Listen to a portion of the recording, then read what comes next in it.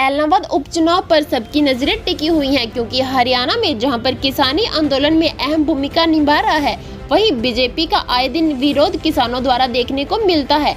वहीं हरियाणा के मुख्यमंत्री मनोहर लाल खट्टर भी बीजेपी के पक्ष में मतदान की अपील करने के लिए ऐलनाबाद क्षेत्र में पहुंचेंगे, तो वहीं बीजेपी के नेता और मंत्री पत्रकारों के समक्ष ऐलनाबाद उपचुनाव को लेकर लगातार बड़े बड़े वायदे और दावे कर रहे हैं। पिछले दिनों बीजेपी के पूर्व प्रदेशाध्यक्ष सुभाष बराला ने ऐलनाबाद उपचुनाव को लेकर एक नारा दिया था, जोर-जुर्म की टक्कर में विकास हमारा नारा है। इसके लिए खुद ही वे सब हास्य के पात्र बन गए। अब ऐलनाबाद आमजन में यह चर्चा आए दिन देखने को मिल रही है। इनेलो से विधायक अभय सिंह चौटाला ने जब किसानों के समर्थन में अपने विधायक पद से इस्तीफा दिया था, तो उस समय से लेकर अब तक लगभग 8 से 9 माह बीत जाने के दौरान सरकार को कोई भी विकास कार्य नजर नहीं आया, जो कि उनके इस उपचुनाव में बोला जा सके। मात्र नारा देने से ही विकास नहीं होता, बल्कि विकास के लिए धरातल पर उतरना भी जरूरी है, ऐसी चर्चा आमजन कर रही है। वहीं जींद के उपचुनाव में भी बड़े बड़े वायदे और दावे किए गए थे अपने उम्मीदवार को, जिसको लेकर वहां की जनता ने भी सरकार के द्वारा दिए गए आश्वासन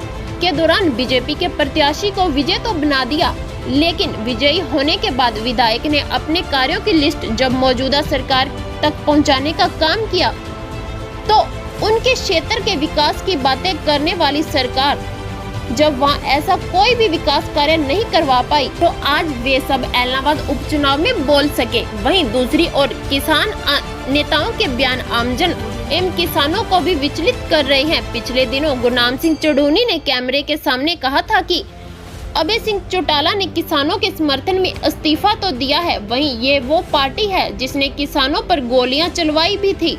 और दूसरी ओर राकेश टिकैत का बयान भी अपने आप में बहुत मायने रखता है कि वे भी एक ही स्वर की भाषा में बयान देंगे या फिर उनका कुछ अलग ही अंदाज होगा। ऐसे में ऐलनाबाद का मतदाता, खास तौर से किसान, ये समझ पाने में असमर्थ हो रहा है कि उनके हित में कौन है या और कौन नहीं, या फिर उनके नाम पर मात्र राजनीति की जा रही है। अगर कांग्रेस प्रत्याशी की बात की जाए पवन बेनीवाल, तो वह पार्टी के आपसी चक्कर में ही उलझे से नजर आ रहे हैं। ऐलनाबाद हलके में अपनी विशेष पहचान रखने वाले पूर्व विधायक भरत सिंह बेनीवाल चुनावी माहौल में अस्वस्थ हैं, तो वहीं उनकी नाराजगी टिकट वितरण के दौरान भी काफी चर्चा में रही थी।